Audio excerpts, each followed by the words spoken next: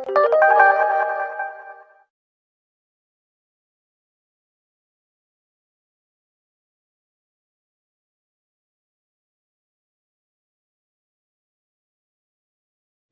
good morning, everyone. Again, my name is John Collegian. I'm a psychologist, and I direct the counseling and psychological services here at Princeton University, at our University Health Service. I've been here for a few years and have had the pleasure of working with many of the people in this room around various mental health and safety issues. It's really good to be here and to be a part of this important discussion. I'm especially grateful to my colleague Stephen Healy for his initiative and his leadership. He's been a wonderful partner. And I want to thank also Richard Keevy and the prior group here at the Wilson School for really providing a forum for this discussion to take place. I applaud both of your efforts to make college campuses safer by convening this conference. I'll be brief, and because I think our experts have a lot to say. The roots of violent acts are multiple, intricate, and intertwined. Understanding violence after it has occurred is difficult enough. Trying to assess a threat and keep it from being carried out is even more of a challenge, one on which we must bring all relevant research and established practices to bear, and that's why we're here this morning. Those of us steeped in campus life, in higher education, readily converse about certain tensions and contradictions. Openness and freedom of thought, freedom of speech, access, movement are hallmarks of American higher education. Yet the well-being and flourishing of our community takes for granted a secure, safe environment, one that is vigilant in protecting students, faculty, staff, and visitors. Balancing student freedom, independence, privacy, with our growing need for communication about safety and collaboration about risks to health and wellness poses more challenges. And what's also a challenge is that our colleges and universities are populated by persons who often view themselves and act as if they're invulnerable to crime and to other risks. Their sense of invulnerability, mixed with an age-appropriate or age-expected mistrust of adults and authorities, serves to create a barrier, a reticence on students' part to consider, much less come forward with certain security concerns. So it happens that our campuses are viewed as relatively safe places. We feel as though we're in a bubble, something we hear around here quite often, and immune in some way from bad things from happening to us. The students, despite their newfound independence, often operate under the erroneous assumption that someone else is looking out for them. Thankfully, our colleges and universities are, for the most part, pretty safe places, with pretty low rates of violent crime. Yet tragedy fixes your gaze in ways that few things can. So previously unthinkable events, school shootings, have taken place and have put us all on notice. As you're all well aware, in the aftermath of Virginia Tech 1 year ago, multiple states and federal panels were convened and reports issued to examine campus security. The conclusions reached by these panels differed somewhat, yet one recommendation was unanimous. That is, the need for colleges and universities to break down informational silos and to establish firmly a threat management program, including a team, policy, management protocols, a real coordinated process. Today's panel focuses on the best practices in threat assessment, a review of its evidence base, its structure, its process, and we'll touch on issues like how to establish a threat assessment team and protocols, how to use the threat assessment team to identify and intervene with students who may pose a threat, and how to educate faculty, staff, and students about reporting certain behaviors to the team. Dr. Marisa Randazzo and Dr. Jean Deisinger are uniquely positioned to guide us through this topic. They are impressive people, and let me tell you a bit about them. Dr. Randazzo is the founder and principal of the Threat Assessment Resources International, a company which provides threat assessment training, consultation, and research to schools, corporations, private security companies, and law enforcement agencies. Before joining the private sector, Dr. Randazzo served for 10 years as with the U.S. Secret Service as the agency's chief research psychologist. She directed all Secret Service research on presidential threats, stalking, security breaches, and other types of targeted violence, including the landmark federal study of school shootings, the Safe School Initiative, which followed the attack at Columbine High School. Dr. Randazzo graduated from Williams College, received her doctorate in social psychology from Princeton. That explains a lot. And it's really good to welcome her back. Dr. Jean Deisinger serves as commander of the Special Operations Unit with the Iowa State University Police Division. I really like that title. He is responsible for assessing, managing threats against persons, conducting criminal investigations, managing dignitary protection, and providing crisis intervention and negotiation services. Dr. Deisinger was a founding member of the Iowa State Critical Incident Response Team and has served as a primary threat manager since the team's inception in 1994. He also serves as Special Deputy U.S. Marshal with the FBI Joint Terrorism Task Force. And Dr. Deisinger is also a psychologist. He earned his doctorate in counseling psychology from Iowa State and is formerly the clinical director of its counseling service. Each panelist is going to make some opening remarks, and then we'll have some time to take as many questions as people can muster.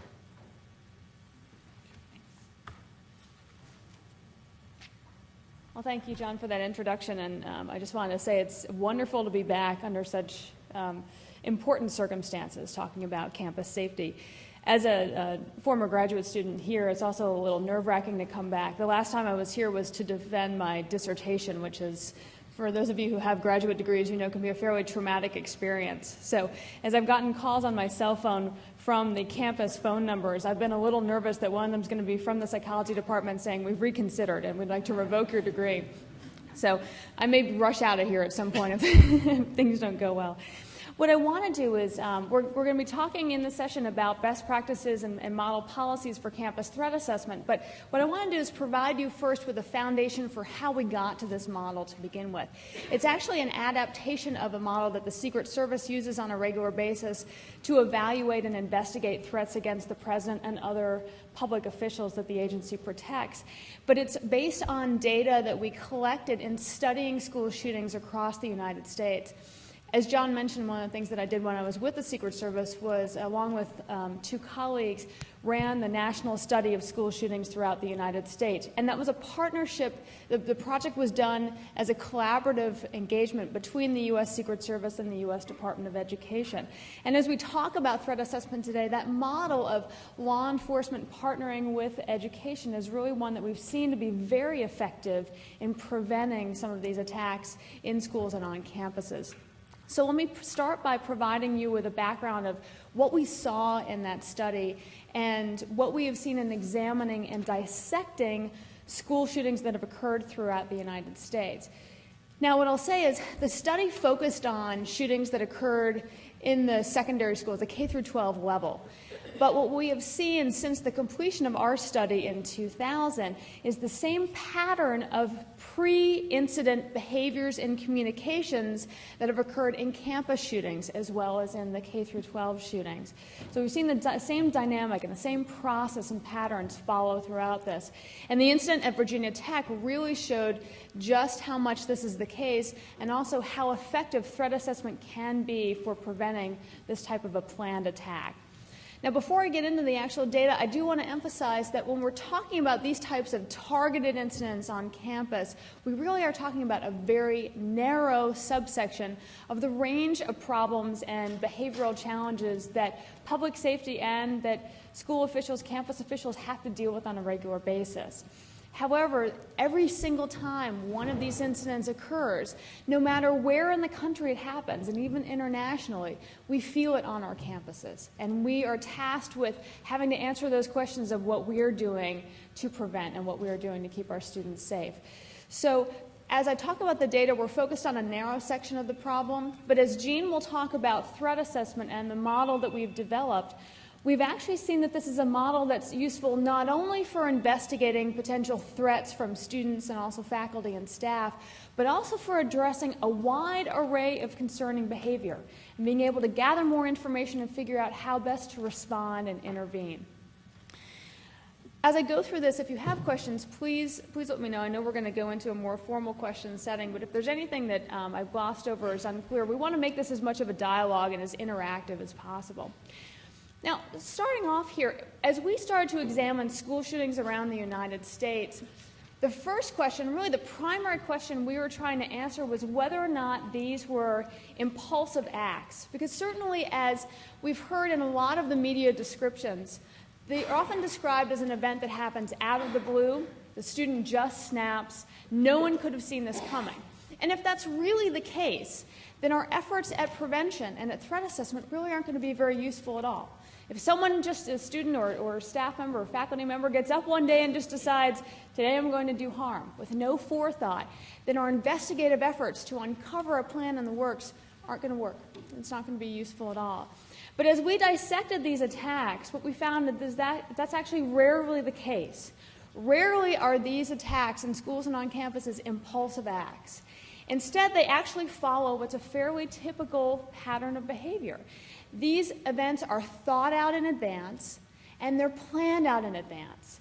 And the trajectory that we saw really followed a pattern where a student would first come up with an idea to do harm. Then they develop some plan as to carry that out. And sometimes those plans would evolve. Then they get to a point where they develop the means or the capacity to carry that out. So that means getting their hands on weapons and ammunition and getting those to campus, getting those to where they wanted to do harm, and then to the attack itself. So from idea to plan to acquiring the means acquisition and then to implementing the attack itself. So rather than being impulsive acts, what we saw was these incidents were the result of this logical process of behavior, from idea to action. And as we talk about threat assessment throughout the session, essentially we're talking about trying to determine if someone is on that pathway from idea to action. Do they have any thoughts of doing harm? And have they taken any steps to carry out a plan toward actual implementation? And our job as a threat assessment team is to figure out if they're on that pathway, and if so, how fast are they moving from idea to action? And where can we get in and intervene and stop that forward motion, stop them from getting to the point of implementation? We're going to talk about a lot of different ways to do that. Not only are these incidents planned out in advance, but prior to most of them, other people knew about the plans for attack before the attack occurred.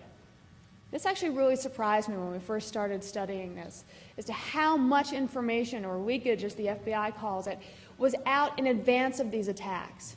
Now, the challenge here is that those who knew beforehand, and we've seen this carried out in many instances since, are usually peers of the student, their classmates, their friends, their fellow students.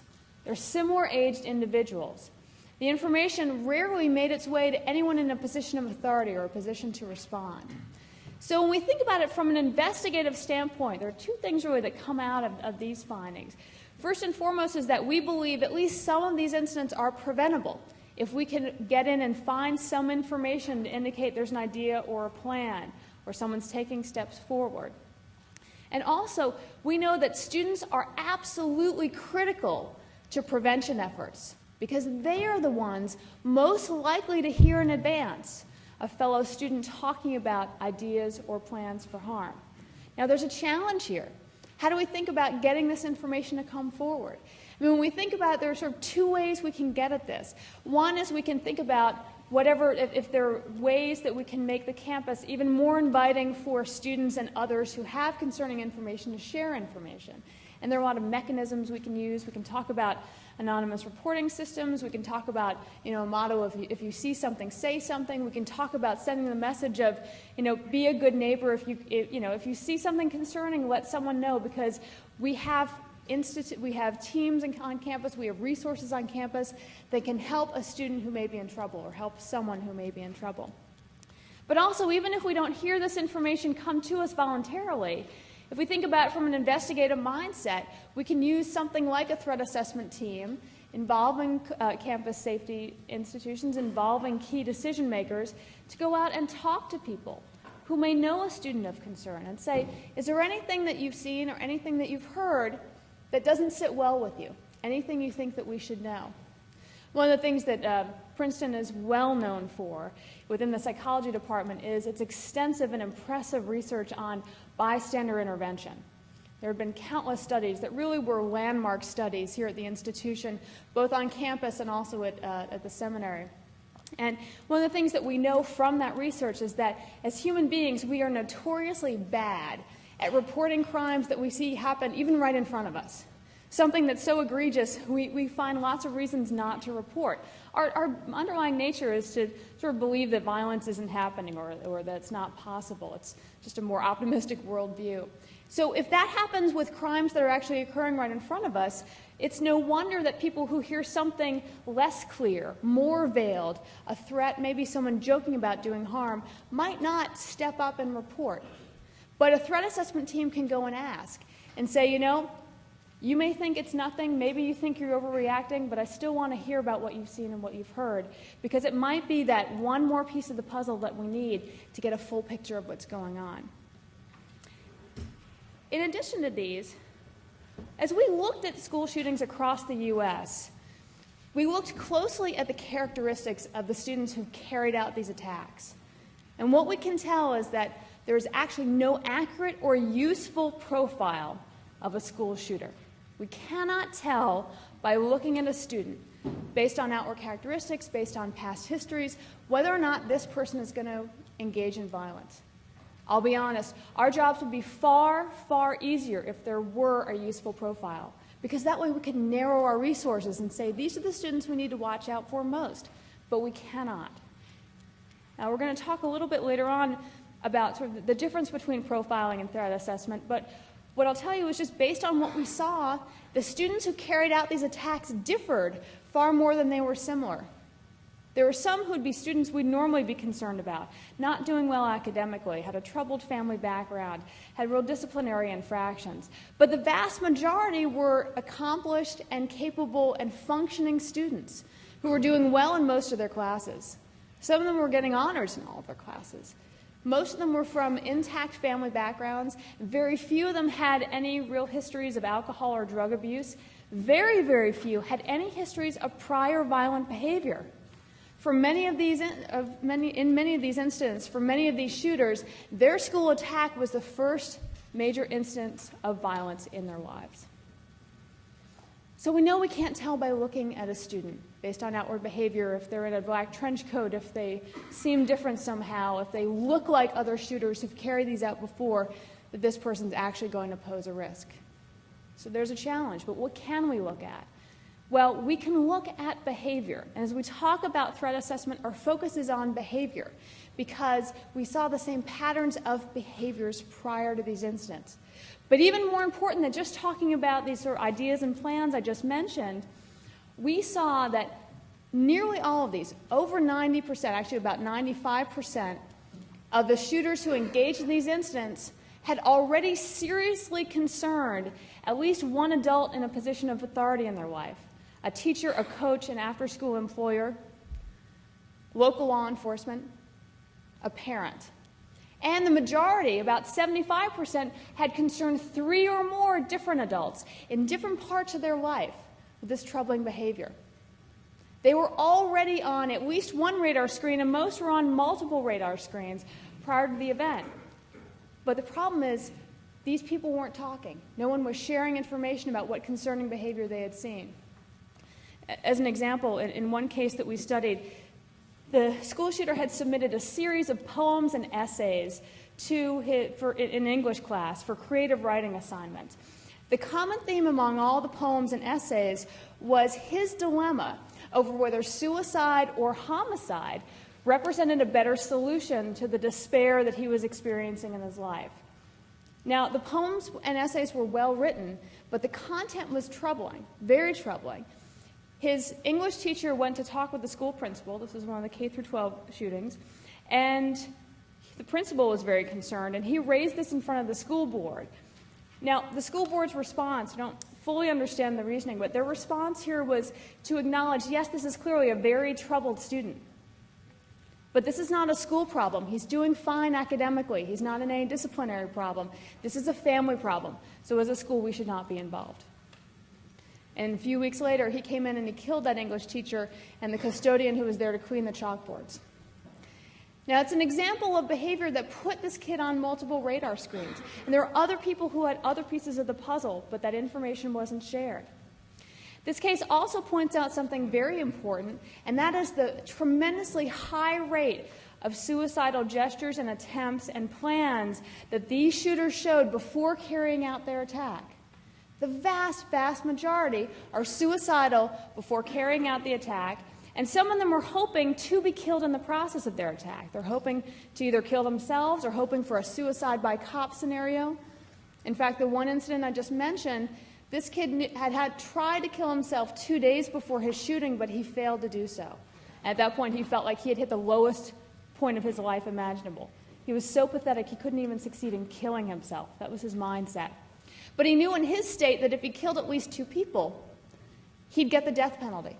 So this was almost a very remote suicide by cop. He hoped he killed 2 people, he'd get the death penalty, and that would solve his problems. It's so important in any threat investigation to ask about any evidence of suicide, talks about it, any plans for suicide. Because we know someone who's at a point of desperation where they feel like their life can't get any better, they've got nothing to live for, actually may have incentive to harm other people before doing so. They may look around and say, well, who's to blame for why my life has turned out so poorly? Or they may be looking for some notoriety. Before I kill myself, I want to go out in a blaze of glory. I want to get some attention. One of the things that I found so concerning in watching the Virginia Tech coverage unfold this time last year was how often the media talked about this is the biggest massacre in U.S. history. It raised the bar. It set the new score. And we don't want to have any of our students thinking, let me try to beat that score before I kill myself. Just to move on a little bit more to some implications before I turn it over to Jean, I've talked about some of these already, but we know that some of these shootings can be prevented, and I do want to echo the comments of Stephen and Gary and Dolores that we're not saying that all of these can be prevented. We know at least some can, and we know that threat assessment is a key tool to help identify problems early on and allow us to gather more information about what may be going on with a distressed student or a faculty or staff member who's hitting some problems.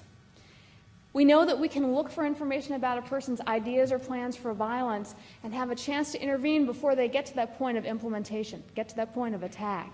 But the challenge, as we looked across these incidents, is that this information that's available is often scattered beforehand. Different people in a student's life have different pieces of the puzzle. So the challenge is, how do we get it all into one central location? The Virginia Tech shooting showed this very well, showed how this information can be scattered. We know that Sung-Wee Cho was disturbing fellow students in his English class. He had submitted some troubling writings that concerned his English professor. And she started to talk to her department chair. At the same time, his behavior in class was so concerning to his fellow students that some students stopped coming to class. And they were talking among themselves, this guy could be a potential shooter. This kid looks like the next school shooter. So that's disturbing behavior there. We know that he was using his cell phone camera to take pictures of some of the female students in class and using it almost like to take pictures down below the desk of the female students in class, and that was troubling them. And so all this behavior was brought before the university's care team, who talked with the English professor and the department chair about what to do, and they decided they would have the department chair talk with and teach Cho separately from the class and try to interact. And so that's all they left it as. The English department was going to be handling it. They didn't have any more means to investigate more information. Their team didn't really have the jurisdiction to seek out more information. But what they didn't know at the time, and had these pieces been brought together, is they would have found out that Cho was already known to campus police for having stalked or allegedly stalked 2 female students the year before. The campus police had responded and talked to Cho, and after that he was so upset he told his roommate he wanted to kill himself. That roommate reported that information to campus police. And that he had been engaging in a whole host of concerning behavior in middle school and in high school that had been responded to well by a team there involving the school and his parents and a therapist and a psychiatrist. So there's a whole host of information that was available about Cho's behavior. And that information was caught in those silos.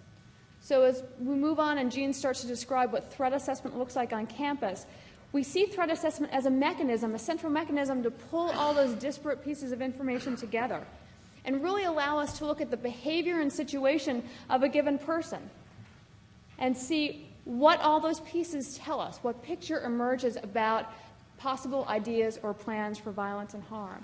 Now, the challenge is we need to have a capacity like a threat assessment team trained and ready in place so that when one report comes in, we can respond pretty quickly. Because some of these events, they were all planned out in advance, but some of them were planned only a few days in advance. So when we get a report of concerning behavior, we need to have the ability to get out there and gather more information pretty quickly. And we're essentially asking whether this person's on that pathway from idea to attack. How fast are they moving, and where can we get in and intervene? Now, as we talk about intervention, I'd want to leave you with a thought before I turn it over to Jean. And that is that the image we have of Cho from the pictures that were sent to NBC News of him with his weapons and his ammunition are incredibly menacing. And it's easy from that image to really think about this as almost an us versus them mentality. We need a threat assessment team to make sure we get them before they can harm us.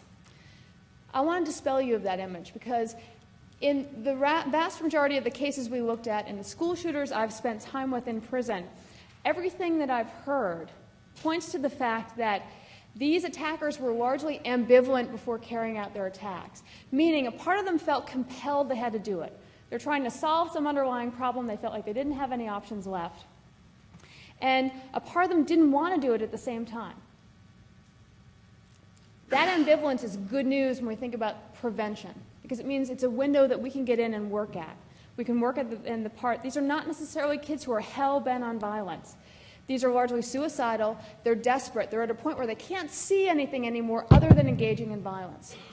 But our job as a threat assessment team is that we can get in and show them other options, get them to necessary resources like counseling, psychiatric medication if need be, academic accommodations, lots of things that we can get in and change about their current situation to help solve those underlying problems. And it's the same approach the Secret Service has used effectively for years because attacks against public officials are often driven by personal problems. When we can solve that underlying problem, we solve the long-term problem of violence risk as well.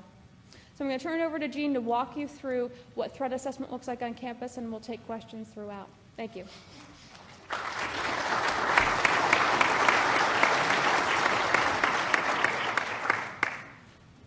Good morning. I want to thank Richard Keevy and his colleagues with Pryor for the gracious invitation to be a part of this discussion today. His care, the care of Pryor regarding this issue is symbolized by the people brought forward today. And The care that Mr. Keevy and his colleagues have for you as persons is demonstrated because anytime they've given Mr. Healy a microphone, I see that they're following up with 3 psychologists available for you. And I've been following Mr. Healy across the country this past couple of weeks, so we shouldn't read too much into that pattern of behavior, should we, Steve? Let's talk a little bit about the process of threat management and threat assessment. First, it's important to understand that threat assessment and management does not occur in isolation. It is one tool among many that in colleges, universities, schools, and corporations is being used to help prevent those incidents of violence where they may be developing.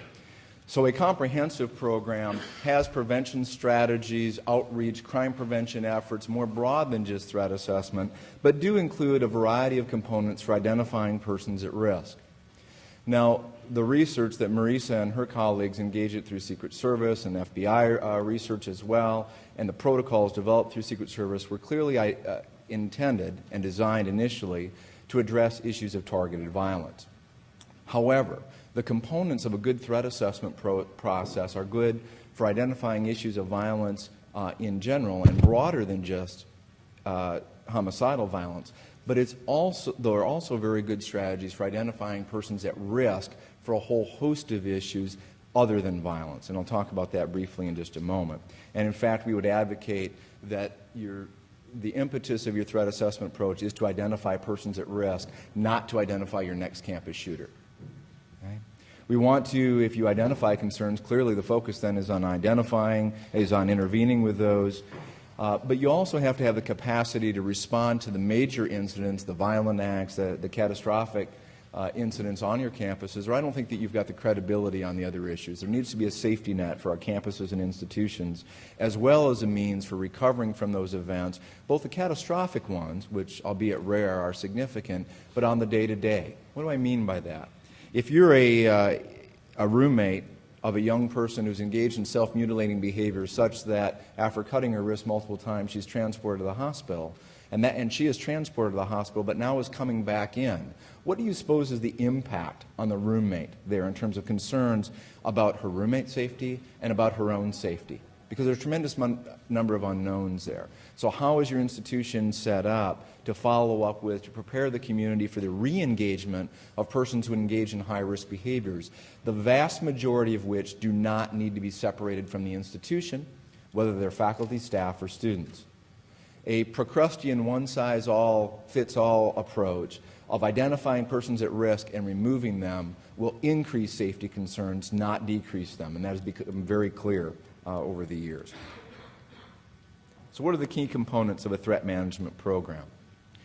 A team approach to threat assessment and management is critical. Marisa addressed the issues of the information silos. One of the ways that you overcome those silos is by effective and collaborative working relationships to share information in appropriate and, yes, lawful ways. And there are a variety of ways in which to do that. And I'll come back to the team issue in a moment.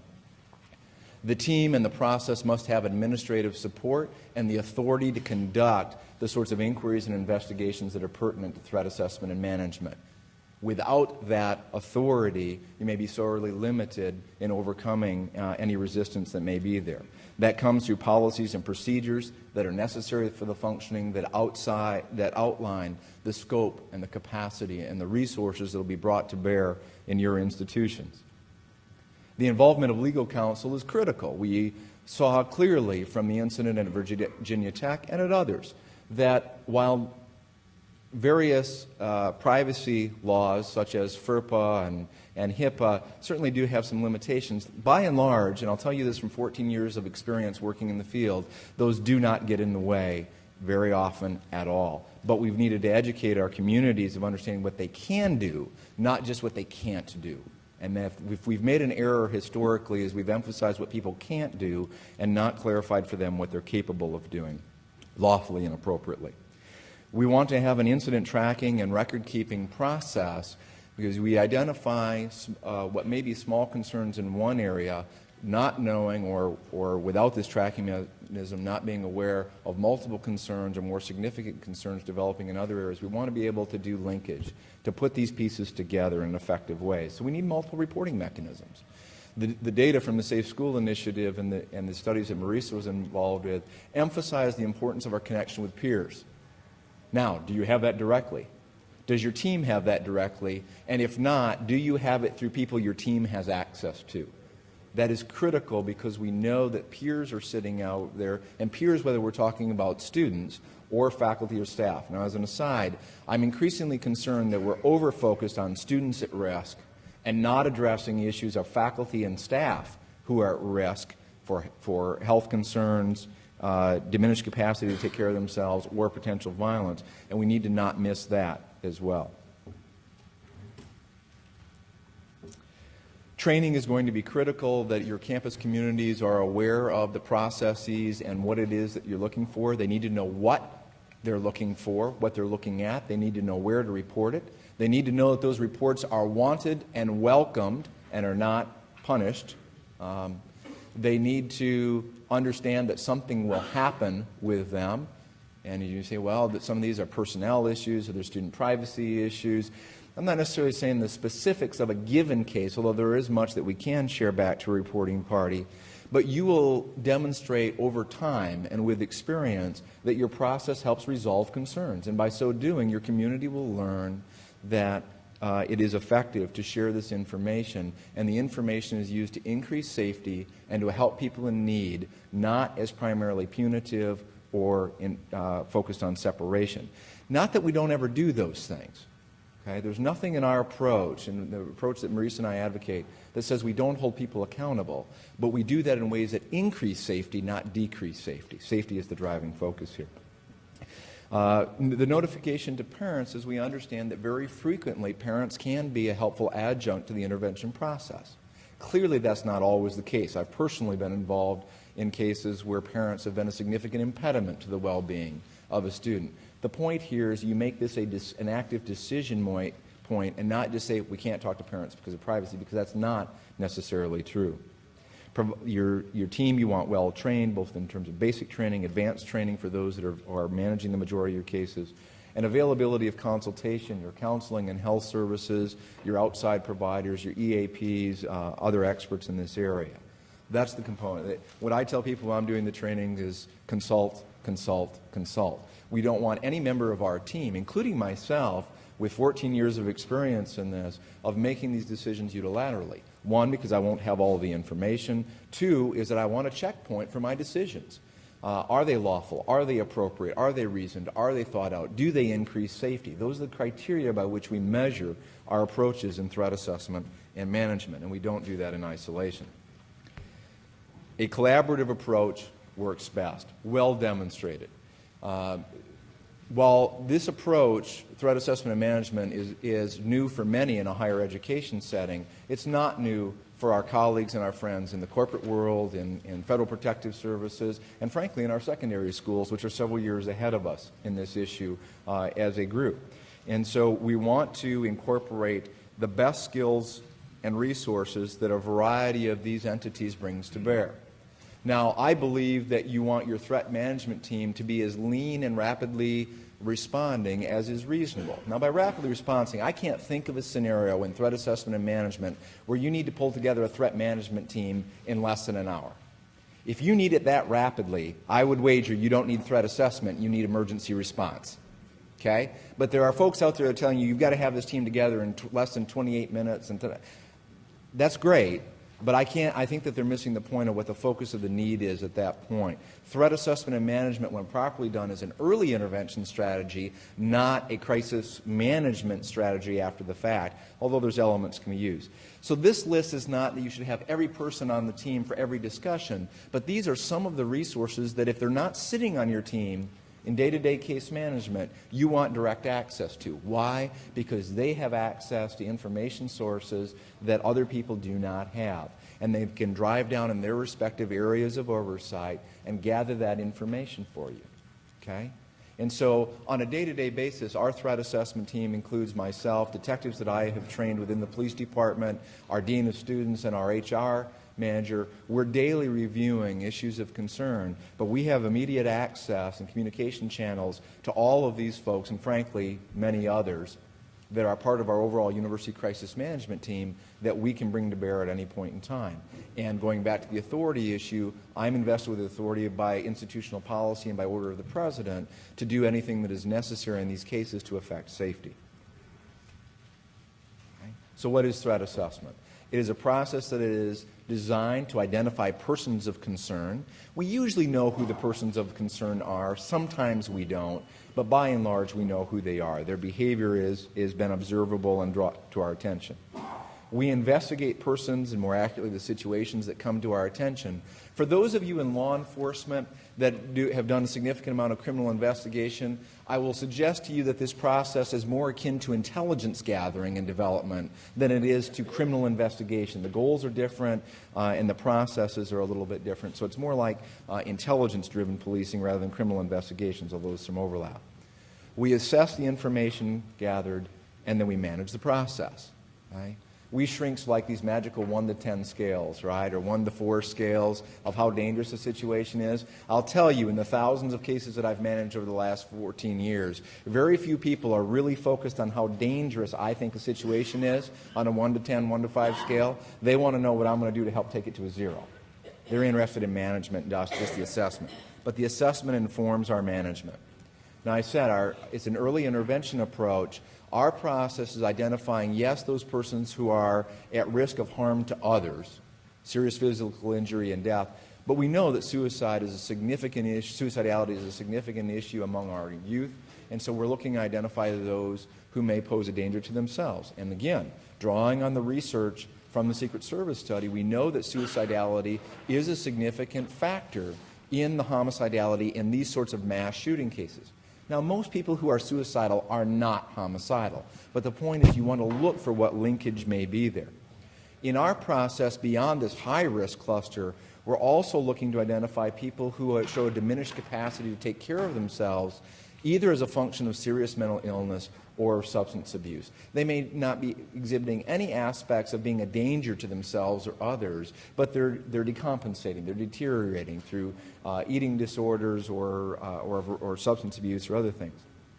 We also include in our early identification process any behavior that is significantly disruptive to the learning, living, or working environment. Now, not something that I don't like Steve's tie, so I'm going to report him to your threat management team, but that I see a set of behaviors that are not, I'm not worried he's going to be the next shooter, but it's disrupting from my ability to engage in my work, my living environment, or my learning environment, and we want to follow up on that.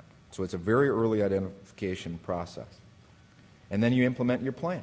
You use the information, because this is an intelligence-driven approach, use the information or intelligence you've gathered to develop an individualized plan. Now, we can come back to this if there's more. This is not profiling. This is not saying person X looks this much similar to people who've engaged in campus shootings or workplace shootings before, therefore they are dangerous or they're not dangerous, therefore we do this. That's not going to work.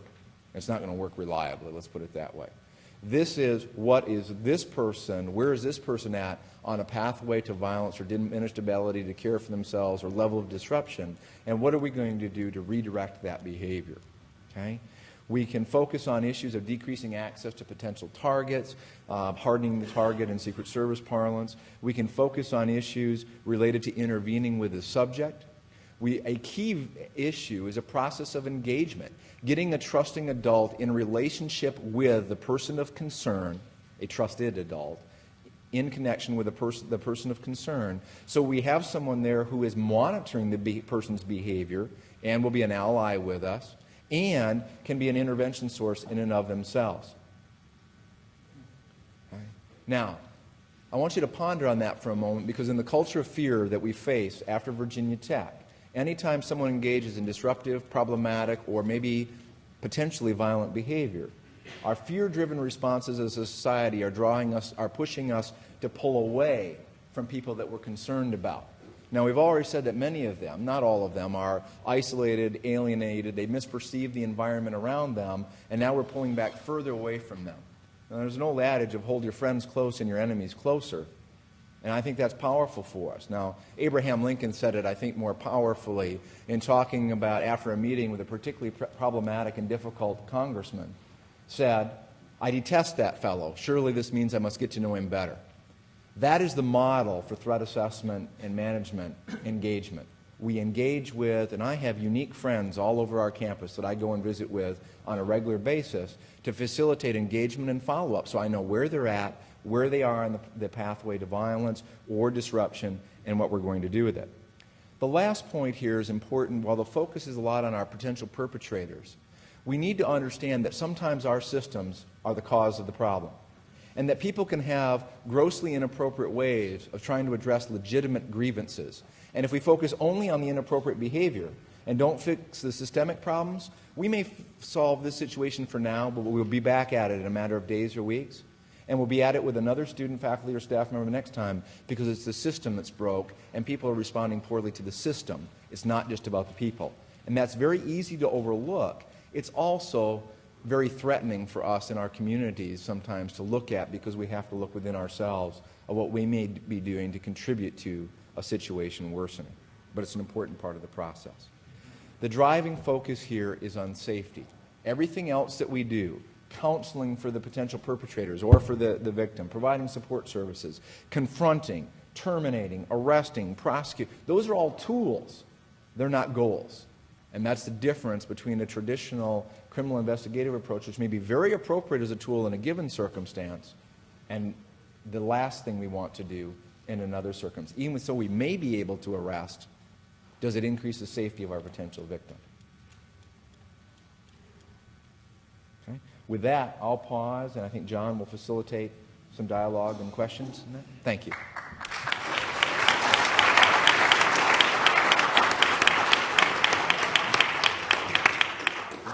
I want to thank Marissa and Jean for some really kicking things off here.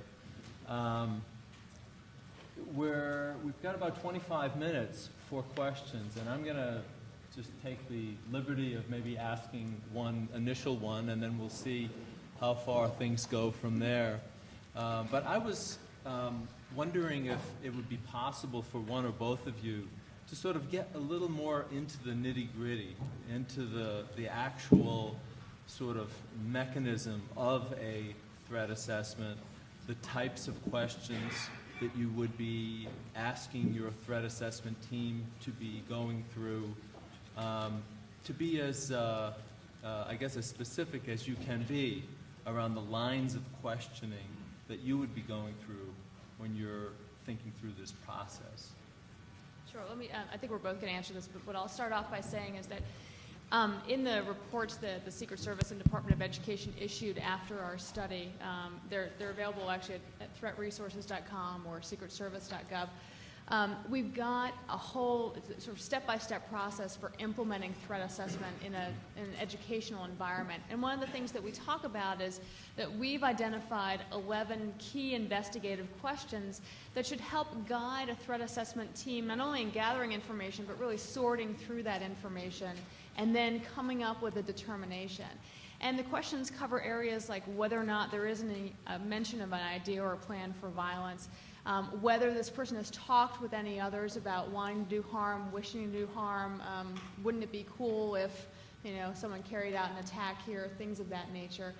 But also looking at aspects of what influences there may be on the person that we're concerned about. And one of the things that we look at is not only the person in their situation, but what outside messages they may be getting as well.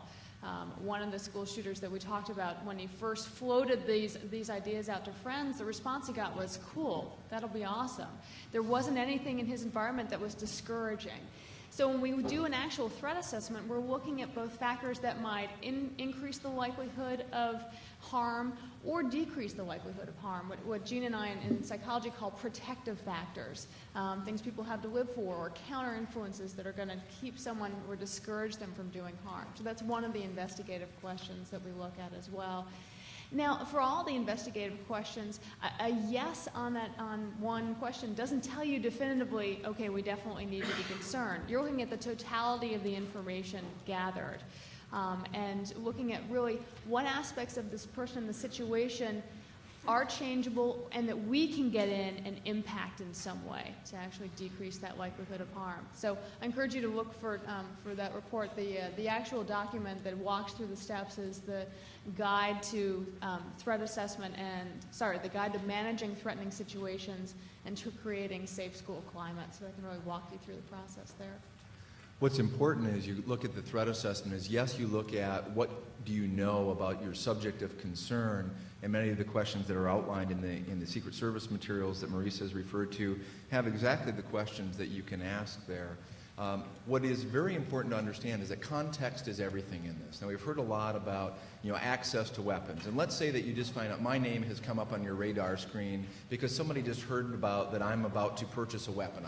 In our state, you have to go to the county sheriff's office to get a permit to purchase a handgun, and I just talk about that. Are you concerned or not? Set aside that I'm a peace officer for just a moment, all right? Well, the response is you don't know.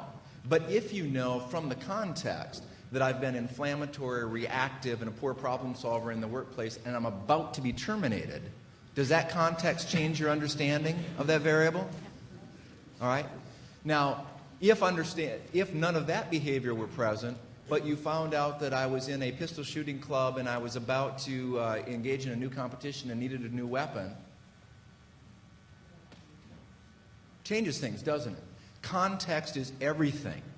That's why we can interpret and understand these things out of context. So we look at the situation that is present, we look for triggering factors that may be present, and we look at the interrelationship between the subject and the potential target.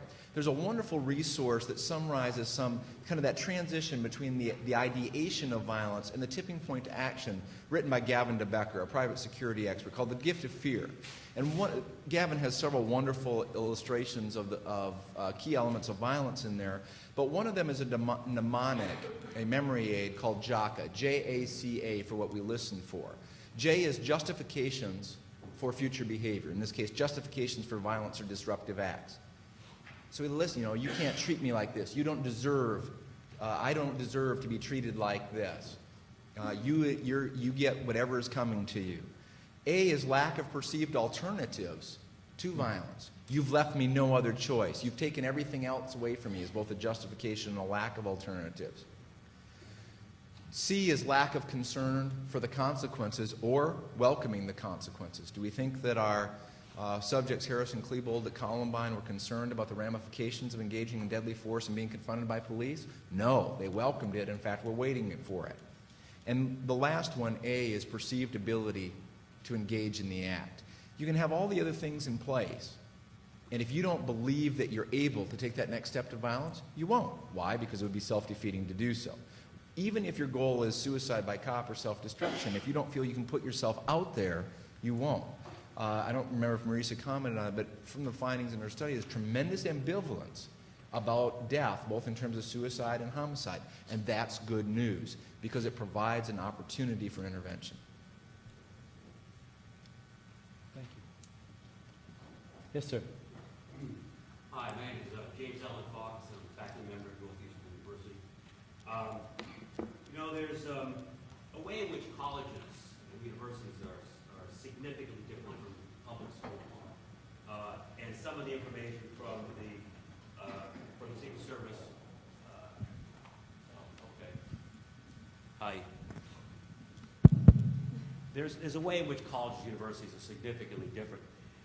And some of the information from the Secret Service study actually doesn't help that much when you look at this fact, that the majority of shootings, fatal shootings on college campuses over the past 25 years have been perpetrated by graduate students, not undergraduates, even though they are certainly a smaller portion of the population. In fact, if you look through just an example, look through the blueprint, there's some listing of cases, you will see that the majority are graduate students. And by the way, also highly represented, I don't want to racially stereotype here certainly, are Asian graduate students. Now let's consider why this is. That graduate students, unlike undergraduates and unlike high school students, they're dealing with situations where their career is on the line, where their whole livelihood, their self-esteem, everything depends on them getting this degree. And they oftentimes get to a point where they've been many, many years in these institutions, and they just can't get through that gate. And why I bring up the issue of the Asian students, particularly there where you have cultural issues of shame on the family if they fail, intensifies the feeling. Now, I'm also glad that you talked about the fact that we're really, most of the problem is really self-inflicted harm, suicide. There are 1,000 suicides every year on college students. There are 10 homicides. But actually what makes the difference between the homicides and the suicides is that the person who commits homicide, and I've studied mass murder for 25 years, is they externalize blame. If you see yourself as inadequate, if you see yourself as a failure, then you may take that anger out on yourself. But what these guys think is that everyone else is to blame. And that's why it's an issue of getting justice, getting revenge, getting even before you take your own life. Now, finally, I see this whole discussion about training faculty. Actually, where you've got to do the training is not in emergency response. It's in dealing with students. You know, I'm a tenured faculty member and I was a dean, and what I recognize is there are a lot of tenured faculty who just don't get it when it comes to dealing with students, particularly graduate students. They went to school at the Princetons, the Penns, and the Yales, and the Harvards in an era when they were pushed around by their mentors, and indeed, that's what they're used to. And what we really need to look at is the overuse of power by some faculty members who don't recognize that this student is desperate and being strung along. And when we talk about training, it's very hard because they're tenured. Well, you know, it's not my issue. But we require faculty to be trained in diversity. We require them to be trained in sexual harassment. The next stage is to make sure that we require faculty and staff, not just student service people, to deal much more effectively with students. That will significantly reduce the problem of students who feel that the institution's taken all their money and now they really have to pay. I think Professor Fox has illustrated and articulated many of the things that we've learned over the past several years of doing this. When we first started our threat management program, graduate students were fully 1/3 of our caseload with issues of concern. He illustrates the importance of looking at cultural factors of the individual and of the situation that may influence the issues. And I'm in full agreement that we can't just talk about intervening with the active shooter, one, because it's a phenomenally low base rate phenomenon that most of us will never, thankfully, experience. Clearly it's possible. And frankly, faculty and staff and other students are dealing with issues that are problematic interrelations, sometimes of which faculty and staff are contributing factors, as I alluded to as well. But I found that in doing these trainings over the last 14 years that I need to meet people with where their fears are, because otherwise they won't listen to the rest, and then redirect them to, now let's focus on what you actually deal with on a day-to-day basis. Yes, let's acknowledge our fears and our possibilities. Now let's talk about the majority of students that you deal with that you struggle with. And that's where our focus has been. I also want to thank you, Dr. Fox, for your op-ed piece in the New York Times earlier this week, because I really think it helps to summarize a lot of what we're here today to discuss in terms of prevention and not the lockdown mentality, but really what can we do from the preventative and really entire public safety aspect of this problem. And I think that what you're talking about with graduate students is so important because they've often been lost in this discussion as we're talking about campus security and higher ed security. We talk so much about undergraduates, and there are institutions around this country that vary tremendously. There's some universities where so much of their focus and concern is on graduate students and less so on undergrads. There are other institutions where that's quite the reverse. And so I think that looking at those systemic problems are really, it's a very important aspect of the problem, and that for graduate students it can almost be more of a workplace violence type environment where they're in a harassing type environment or hostile work environment, well, at least perceived so, because there's so much power differential, and you're right, their entire careers can be riding on what one professor or two professors decide should be the course of their career and whether or not they graduate. And I said tongue-in-cheek when I started that it was a traumatic experience defending my dissertation here, but I think, and largely that is the case for so many students. And we saw that incident a number of years ago where a graduate student killed 3 professors during his actual dissertation defense. What I will say is both Jen and I have been asked to consult on the new project going on that's going to be a study of higher ed institution shootings that the Secret Service, Department of Education, and FBI are all collaborating on now. So I think that's one of the things we're going to be looking at closely are the dynamics, and really as we're talking about the person and situation interaction, how those may be contributing to some events. So I appreciate your comments very much. Good morning. Thank you all for your comments. My name is Jason Freeberg. I'm the chief at Bucknell University. I have two quick questions for you. The first is, based on the fact that these threats can be both faculty, staff, and student-based, what do you recommend? Who do you recommend should chair that threat assessment committee? If it's not a ad hoc committee, as it may stand at a university right now. And then my second question is, what do you recommend is the best approach for getting across the faculty, staff, and administration that suicidal equals homicidal? Those are maybe the two biggest challenges that I may have at my university.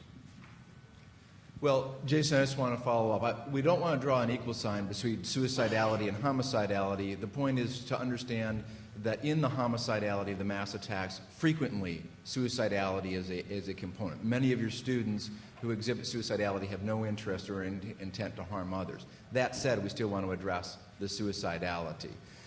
I think that the faculty and staff that I've done training for, both at my own institution around the country, are very concerned about the emotional health and well-being of students, and have seen some patterns and behaviors over the last several years that have concern to them. My sense is that faculty are hungry, because many of them have had to deal with these very difficult situations with persons at risk, are looking for means of intervening. So that's the training and the focus. Now, I will tell you, the week before the Virginia Tech strategy, I couldn't get 3 people in a room at my institution to talk about campus safety issues. In the week after Virginia Tech, I didn't have enough time in the week to do training that wants to be done. So our HR directors, we need to focus on just-in-time training and get it out there at a point. Because, if you're a chemist or a sociologist and you're teaching, you're focusing on this, or you're a financial aid director, what do you want to focus on violence issues for until you need to, until there's that person concerned? So we need to hold that out there. I think it's critical that we not overlook the faculty and staff concerns, hence my comment earlier about the over-focus on student concerns. So we have an integrated model of threat assessment that addresses all threats. The other one that I would include is threats from persons who have no affiliations with your institution, and I've seen an increase in persons who engage in disruptive, volatile, and violent behavior on our campus and on others. Not an epidemic by any means, but a noticeable increase that we're trying to get a better handle on. How do you get awareness of the pre-incident behaviors that might serve to facilitate your interventions with people who have no affiliation? So that's a challenge that I think that we need to face. Our HR director, our employee relations director in our campus, faculty personnel issues are managed by our provost's office. Other personnel issues are dealt with by the HR director, so we have the provost present there. Our chair of our overall university crisis management team, who happens to be our dean of students, sits there, and myself. And then we have a parallel subgroup that focus on student assistance issues. So our filtering process is everything is filtered through the threat management aspect in my office. And if it's not determined to be primarily a threat, then either our faculty and staff safety team or our student assistance follow-up and evaluation team manages the follow-up on the case to the extent that that's necessary. But we address all those issues. The other thing is I think we draw an artificial dichotomy if we focus just on the students, that those situations have impact on faculty and staff behavior and performance and vice versa. And so I don't think that we can separate the two. That's my bias.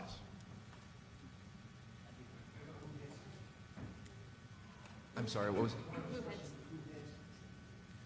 I think the person that heads the team is that person that is imbued with the authority of your institution and policy to do that. We made the decision that the threat management function will be led out of police in consultation with others, and when it goes into an assistance issue, then the assistance issues are managed by our HR director for faculty and staff, and for students it's by our dean of students office. Under our process, while we have a team approach to it, if we have differing opinions, someone's got to make a decision for which way this case is going to be managed. And so if it's still a threat issue, I have overall authority. Whether I'm dealing with the provost or the dean, the only two people that can overcome my authority or decisions are my boss, the director of public safety, and the president of the institution. Jason, one of the things that I think has worked so well for Iowa State is that Gene's capacity is he's trained as a psychologist, but he is also a sworn officer. And one of the things I've seen work well at institutions is using someone like that, not necessarily who's got dual careers, but someone who's what we call a boundary spanner, who's kind of well-versed in different aspects of campus life and can speak to different systems. So when we're talking about breaking down those silos, someone who knows different systems pretty well can serve well in that capacity, because it's just easier for outreach and for speaking different languages of different aspects of campus. And the reason I brought up that question is because we're really so focused on just assessing that student population that it remains in the dean student's office, and it's almost siloed there. They have a reason to keep it, and we're just trying to figure out ways to break out of that, especially at these different levels. It's critical that we break out of that, Jason. Hi, Lindy Swope with George Washington University. I guess looking at some of the information about Cho, was there some behavior that was identified at the K through 12 level? And I'm wondering how we kind of intercept from the ideation to implementation when that transition from K through 12 to the higher education system, getting information when there are behavioral concerns. And I'm wondering if you can discuss maybe any models for information sharing from K through 12 to higher ed, and how that, when we see that there's some ideation, how do we prevent implementation at the higher ed level? Sure. I think the Cho example is great, because what we saw in the review panel on the Virginia Tech incident documents this quite well. He actually started showing concerning behavior as early as 6th and 7th grade, and his school talked with the parents, overcoming the language barrier. The parents didn't speak English at all, and together they were able to get Cho to a therapist early on, and then when the therapist started to see concerning behavior, and he wrote an essay about wanting to carry out a Columbine-style attack at school shortly after Columbine. The therapist, school, and parents were able to get him to a psychiatrist and on medication. And that team worked together collaboratively and kept him away from thoughts and plans of violence for at least 7 years. And what the review panel report says quite clearly is that he lost that support network when he went to Virginia Tech, and that left a huge void in terms of his coping ability. That being said, one of the things that we also see is that there was that huge piece of information that the parents and his previous schools, especially his high school, had, as well as therapists, that, as we see it, as Jean and I talk about, is a piece of intelligence that would have been critical to gathering information. So in the type of consultations we do, depending on the specific case, I think it's always important to think about who else has information beyond our campus walls. So that could include a secondary school. It can include talking to parents. And, I think people automatically think of, well, aren't there FERPA concerns here? Well, A, you've got the exception over public safety, so no, that there aren't. But B, FERPA applies to records, so that you can go back and talk to a principal, talk to a guidance counselor, and just say, we have one of your students here now, and we have some concerns. Is there anything that you saw in the course of their time at your institution that would help us understand? And in any information effort, really the message that I've seen to be most effective is one where you say, look, we're really concerned about maintaining public safety here, including the safety of the person that we're investigating or that we're inquiring about. We want to make sure they don't make any stupid decisions, take bad action that will have terrible consequences for their future as well. So when you can approach with this mindset of, we're here to maintain public safety, we want to make sure that everyone stays safe, it's a lot easier to get information. There have been some discussions about can you require information to go forward from secondary up there. Clearly that's an issue that I think people agree that you don't want to have as part of an admissions decision, but post-admission, I don't know, I think that the jury's still out on that. But as I think about it from a threat assessment perspective and an investigative perspective, it's information we can always solicit and ask for. You can also, and we do in our admission applications, inquire about previous criminal behaviors as well as behavioral problems and consequences at prior institutions. Now, we do that dependent upon self-report. Having said that, we still flag a few issues. And by the way, most of our approach is not, that information is rarely used to keep someone out. It's how to engage with them when they come in to help them be successful and to mitigate against problems. That's the focus with it. But you can do that. Will it identify everything? No. There's a lot of discussion you may see right now about regarding background investigations for faculty, staff, and students. My concern about some of the focus on that is that, well, we're going to see everything in this behavior beforehand, and we'll be able to rule out all of those people up front. And I believe that that is sorely misguided. It can be helpful in some circumstances, but won't catch all. We have time for one more question. I have the microphone. Okay. Maureen Rush from University of Pennsylvania. Thank you very much. I enjoyed your presentation, number one. Number two, just an observation on Jason's point about faculty and staff. When I came to Penn 14 years ago, we'd get these emergency calls. We're about to fire so-and-so, usually a faculty, or usually staff, actually. Faculty, as our esteemed ex-dean professor here knows, with it's almost impossible. God has to fire faculty.